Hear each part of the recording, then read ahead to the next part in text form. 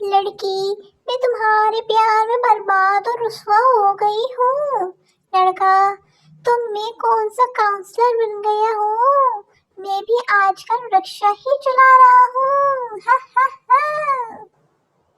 مجھے کہتی ہے ہزاروں مرتے ہیں مجھ پر، میں نے بھی بول دیا پگلی، سستی چیزوں پر کا حق ویسے بھی زیادہ ہوتے ہیں، جتنی مرضی ڈیم بنا لو، وہ تیسری کلاس والا کوا پیاسا ہی رہے گا۔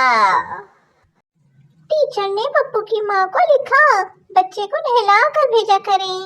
اس پر پپو کی ماں نے نوٹ پڑھ کر جواب میں لکھا بچے کو پڑھایا کریں، کتے کی طرح سونگا مت کریں۔ اگر آپ دکھ اور اذیتوں کے باوجود مسکرانے کا ہنر جانتے ہیں تو آپ انسان نہیں، ایک بہت بڑی فلم ہے۔ آج کل کے بچے لڑتے ہیں تو گالیاں دیتے ہیں، اور جب ہم چھوٹے تھے تو کہتے تھے حمزہ، خمزہ، ٹمزہ، پمزہ، لمزہ، جمزہ۔ کاش تم بکری ہوتی اور میں کہتا بے وفا کون، اور تم کہتی میں۔ بابا جی کہتے ہیں عورت جتنا مرضی لیمو پانی روح افزا پی لے، لیکن ان کے کلیجے میں ٹھنڈ میکے جا کر ہی پڑتی ہے۔ ایک بیوی اپنے شوہر پر بہت شک کرتی تھی۔ ایک دن بیوی کی خوبصورت سہیلی اس سے ملنے آئی۔ تھوڑی دیر بات چیت کرنے کے بعد شوہر بولا بیگم، ایسا لگتا ہے کہ باورچی خانے میں دال جل رہی ہے۔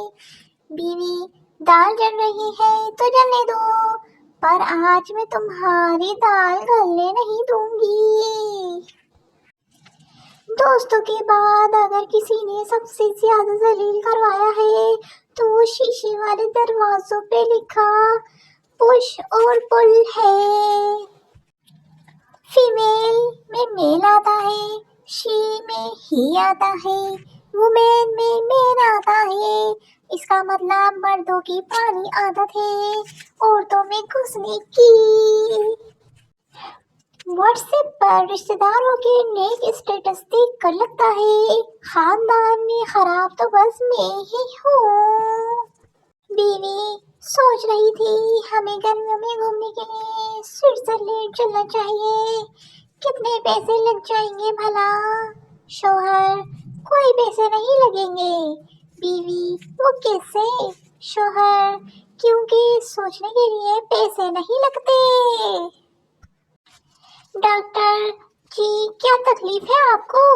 لڑکی، تمیز سے بات کریں۔